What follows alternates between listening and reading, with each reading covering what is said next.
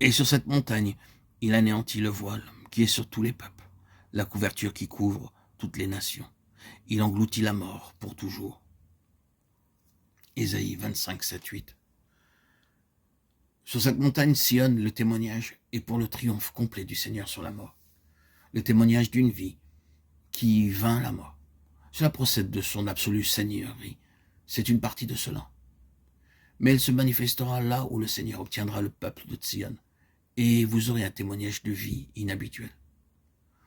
La chose que nous devons toujours considérer, c'est que si vous obtenez un peuple qui soit entré dans ce que Sion signifie, en parvenant à la plus pleine pensée que Dieu possède en son Fils, vous trouvez la vie. Oh, je vous dis que je chéris cet aspect du témoignage, très chèrement, immensément. Pour moi, c'est le plus important que nous soyons maintenant dans la vie.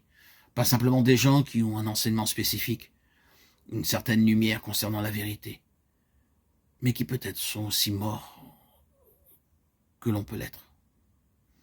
Car il est possible d'avoir une merveilleuse somme de vérité, mais d'être entièrement mort.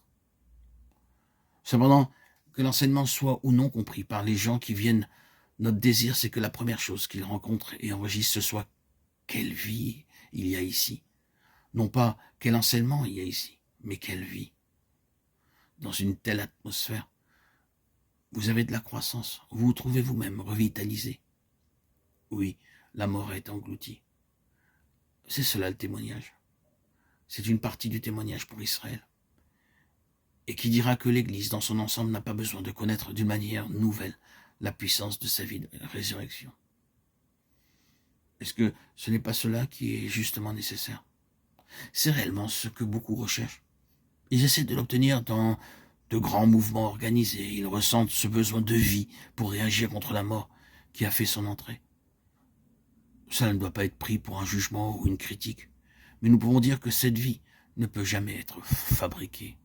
Elle ne peut jamais venir à la suite de grands efforts. Elle est là, où le Seigneur ressuscité est élevé, là où il a sa place. Et cette place est seulement la conséquence d'un travail. Vous devez souffrir pour cette vie. Vous ne pouvez pas l'obtenir à bas prix. Vous ne pouvez pas la produire par des moyens humains. Elle peut seulement surgir hors de la mort, par la résurrection. Et cela coûte. L'Éternel des armées prépare à tous les peuples sur cette montagne un festin de mets succulents, un festin de vin vieux, de mets succulents pleins de moelle, de vin vieux clarifié. Ésaïe 25, 6. Sur cette montagne,